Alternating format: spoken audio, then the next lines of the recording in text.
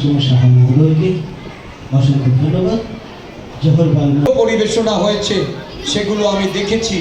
আবার দেশপ্রেমের জন্য নিজেকে উদ্বুদ্ধ করার যে প্রয়াস তারা নিচ্ছে, এটাকেও আমি, কারণ আমি এখানে বসে বসে কয়েকটা দেশাত্মবোধক আমাদের এই জহর বাল মঞ্চ স্বাধীনোত্তর ভারতবর্ষের মনীষীদের এবং স্বাধীনতার পরবর্তী ভারতবর্ষের বিকাশে যে ভূমিকা আমাদের দেশে রাষ্ট্রনায়কদের, তাদেরকে তুলে ধরে তারা আগামী দিন যেন তারা বেড়ে উঠে একটা দেশাত্মবোধক মনোভাব নিয়ে তারা যেন কাজ করে এবং দেশের যে মূল ধর্মনিরপেক্ষতার ভিত্তি, কারণ শিশুরাই একমাত্র সেখানে সবচেয়ে বড় ভূমিকা নিতে পারে।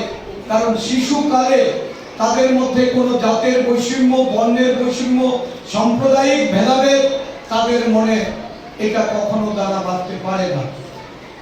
একটা স্কুলে যখন ছাত্ররা যায়, বিভিন্ন ধর্মের মানুষ, বিভিন্ন জাতের মানুষ, বিভিন্ন বর্ণের মানুষ তারা একত্রিত হয়ে লেখাপড়া করে, তাদের খেলাধুলা, সাংস্কৃতিক চর্চা তারা সেখানে একত্রিত হয়ে করে। তাদের মন থাকে অত্যন্ত পরিষ্কার, সেখানে জাতের ভেদাভেদ তাদের ভেতরে থাকে না, ধর্মের ভেদাভেদ থাকে না।